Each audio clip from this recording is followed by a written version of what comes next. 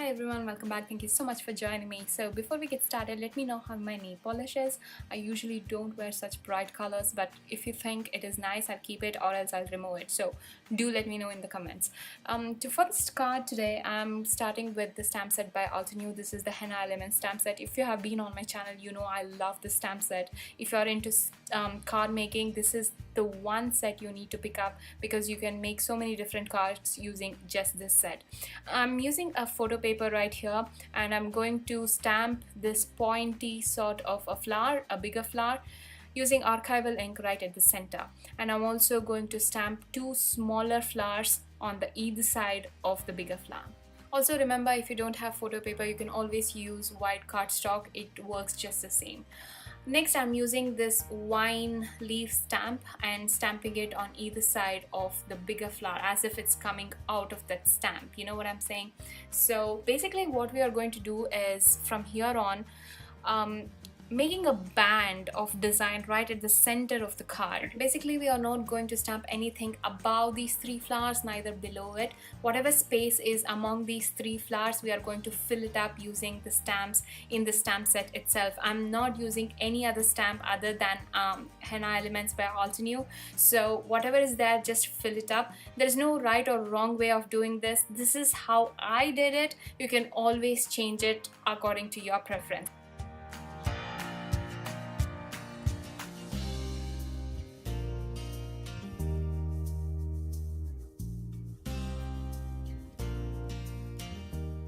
Next, I'm stamping the biggest flower onto a red cardstock. Now my cardstock looks more pink, so that's the reason I went in with a little red ink and sponged it in. You don't have to do this, just use a red cardstock and then cut around it. I'm going to follow the exact same steps for the other two smaller flowers, but instead of using a red cardstock, I'm going to use a yellow cardstock. And finally, it's time to stick down everything. Here I'm going to pinch the edges so that it props up a little, giving it a three-dimensional effect. And also remember that if you made any mistake while stamping on the white cardstock, it will all cover up because you are laying down the flowers on top.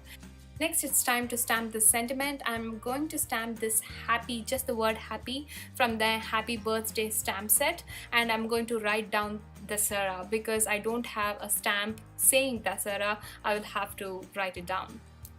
And that's when everything went wrong, you guys. I misspelled Dussehra like a 5-year-old.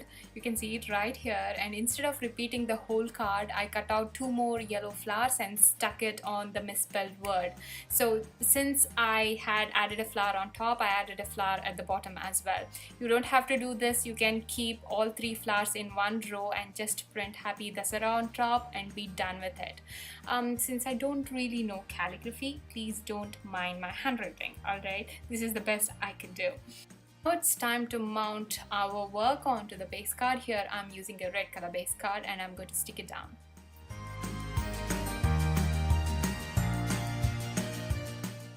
Before ending this video, I thought why not add a little more bling. Here I'm using this stone stickers and I'm going to stick it right at the center of every flower. It gives like a nice accent, it gives a nice touch, and it looks really pretty. It looks very festive in my opinion.